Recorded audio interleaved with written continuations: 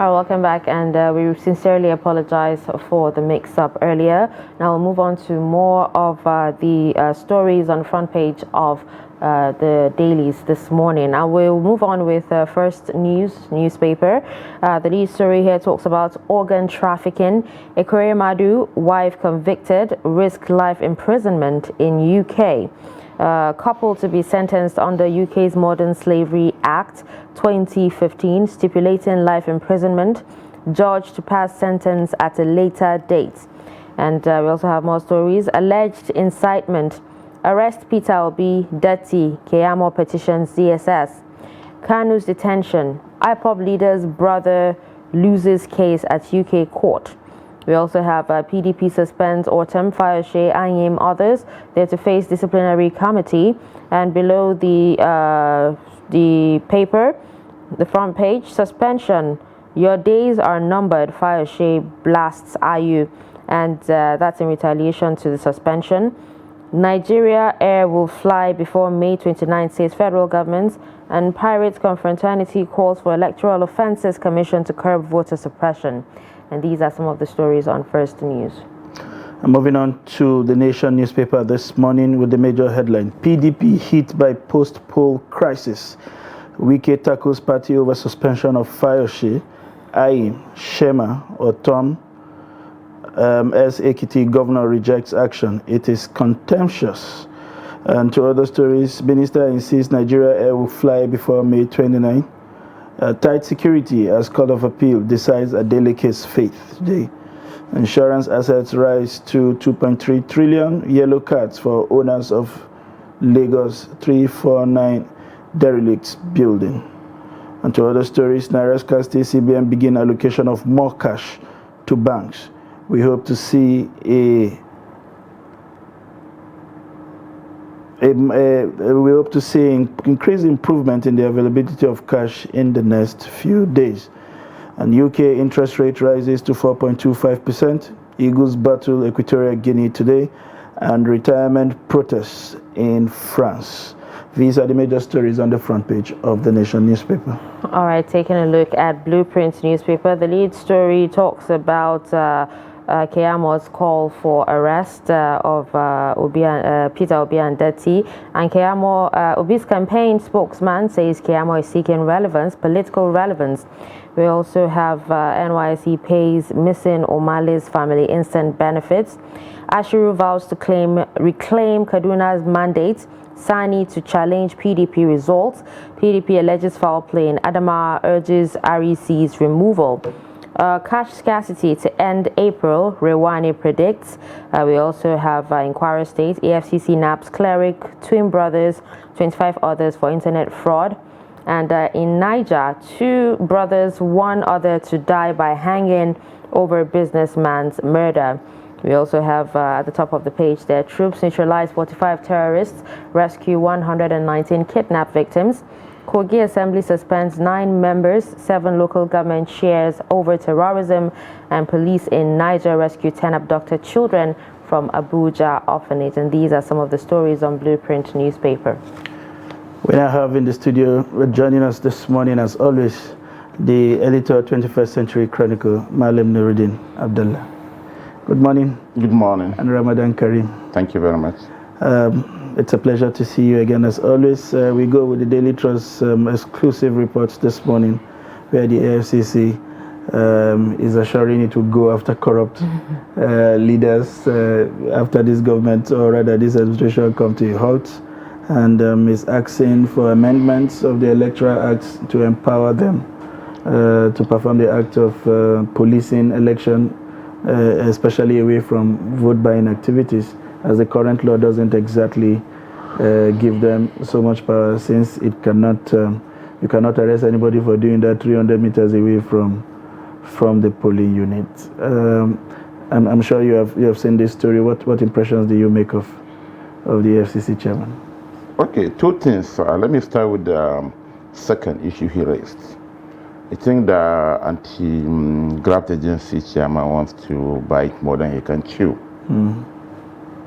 Let him leave the electoral violence or vote buying something to somebody else, please.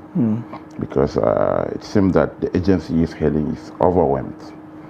That takes me back to the first question. You know, this headline is funny because it was the same headline that we read in 2003. It was the same headline that under Ribadu's EFCC. The same thing 2007. Something Ribadu, you remember, Ribadu had even a list of more than 30 governors. You remember that his advisory list, that he even openly accused some governors. Some were stealing behind the dark, in the dark. Some were doing direct stealing. You remember. In 2011 as well, you know, we had what happened. Farida Waziri, Lamurde era. But more importantly, let's take the former Ekiti State Governor, Ayodele Fayose. There are all manner of accusations against him. Immediately he handed over. He reported himself to the EFCC in Lagos. Fayose was succeeded by Dr. Fayemi. Fayemi has finished his tenure, I think early this year, is it? Or late last year. But the case against, nobody can even tell you exactly where are we on the Fayose's case, anti-corruption case. I picked that as just one example. So the cases are taking time longer than necessary. So when you say longer than necessary, and also referring to your comment around the FCC being overwhelmed, what we see in other claims is that the people who have to prosecute these cases don't have to be AFCC lawyers. So on what aspect are they overwhelmed? Is it in finding retainership with lawyers who will pursue this case, or in the actual concluding the actual investigation? That is the key here. Go to the Federal High Court here in Abuja, or those of Lagos. EFCC will indict a politically exposed person before even arresting him. By the time they arrest him, they will need the court's leave to detain him and investigate the cases against him. By the time that the case goes to court, you will see all manner of amendment of charges. Sometimes the judges even get angry. You say, okay, by next sitting, if you don't do this, I will throw this case out. Let's take the case of Senator Rochester Okorocha. 4 years now, he was accused while in office of all manner of corruption case, allegations and what you feel. He was finally brought to court. You remember on the eve of the presidential primaries of the APC, you remember that Gestapo, the siege in his house by the EFCC. They had to go through the ceiling to have access into the man's house to arrest him. Because the judge said that if you don't bring this guy to court, I will throw out this case. So there are a lot of logistical organizational things that the EFCC needs to do. Senator Oji Uzokalu, he left office in 2007 May. He was only convicted last year. He was convicted and later deconvicted, if I'm to use that word. He is now going for Senate presidency. EFCC has gone back to court. 2007 to almost 2021.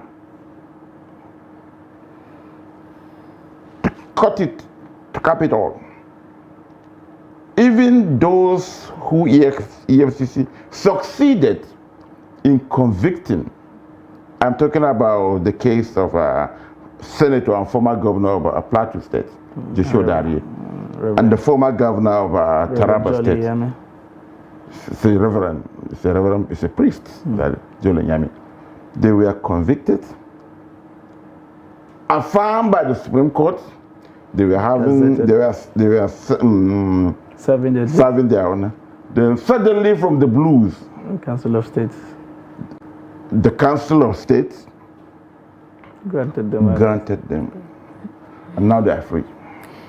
All They are not even trying to fight, excuse me, to get back their loot. So, you know, when you have all these things, it means that the EFCC need to choose what to fight. So let them leave vote by. Let them concentrate on these big guys. Okay, so let's still on court cases. Would like you to share your thoughts on the conviction of Ike Ekweremadu and his wife and the doctor. All odds seems to be against them at this time. You know, the case of the former Senate President, he was Deputy Senate President for 12 years. You understand? It's a very sad one. If you look at, he was trying to save his daughter. That's very human. But the fact remains that the conviction, if you read the judgment yesterday, it means that our elites took Nigerians for granted. I'm not saying he could have been convicted if the case were in Nigeria. That poor boy may have been in jail by now with some unscrupulous lawyers, you know, or even the security agencies. They may have even labeled him as a kidnapper or a blackmailer or a Yahoo boy. But if you look at when I read the judgment yesterday, so many things came into fore, you know. The language the judges used, and you see, it is the UK, not Nigeria. All animals are equal. And look at what they described the victim. They just wanted to use him and dump him and what if you. Mr. Ekweremadu would have gotten a donor for his ailing daughter by following due process. He shouldn't have done all that illegal routes, making false claims, taking that poor kid off the street of Lagos to London without even knowing what he was expecting there. They claim he was a family member, but the court established that he wasn't. They claim that he was voluntarily donated, but the court found out that that is not true. I think that should serve as a lesson for Nigerians, particularly the ruling elite. He has all the money to buy whatever for his daughter. He should have followed the due process. If they do this thing publicly, Nigerians are very humane. Some would have even voluntarily donated. That should serve as a lesson that, we take Nigerian system for granted, but not elsewhere. Interesting. I think it is instructive to add here two things that Nigerians lost track of while the trial went on was the fact that he was also tried as a UK citizen, not exactly as a Nigerian citizen. That was one arm that complicated his case. And to think that he was also a professor of law and not just a deputy Senate president meant that he couldn't have found ignorance of all of this process, especially when it comes to child trafficking globally. Moving on, we saw some interesting development in the polity yesterday. Keyamo petitions the DSS one political opponent charged with treason. Obi and that is claiming that they are inciting public hatred against the country. How would you react to that action?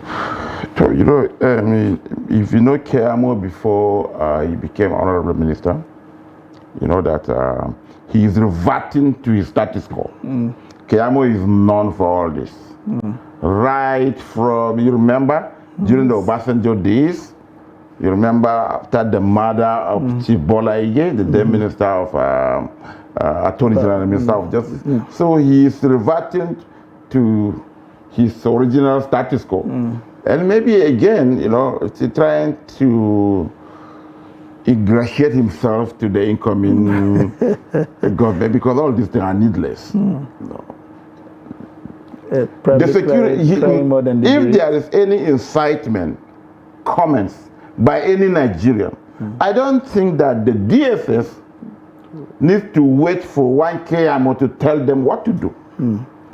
It wasn't KMO that told the DSS to invite his friend, Chief Fani Kayode, when he made some wild allegations, that military, whatever. You understand? DSA is on top of the situation. When the situation is, they even send vague statement saying that one of people are out of it. And when they will want to make arrests, they don't need for Dashen to say, okay, please, Mr. Sunday is making some spurious allegations. No, he doesn't need to tell them what to do. And I'm hoping that he will not end up as a visitor to the DSS, you know, when they ask him to come and it was just political, you know. Just political. I think, like the incoming president said, it's about time that we move away from the rhetorics of the election. At any rate, the candidates who feel aggrieved have approached the court. I think it's about time we allow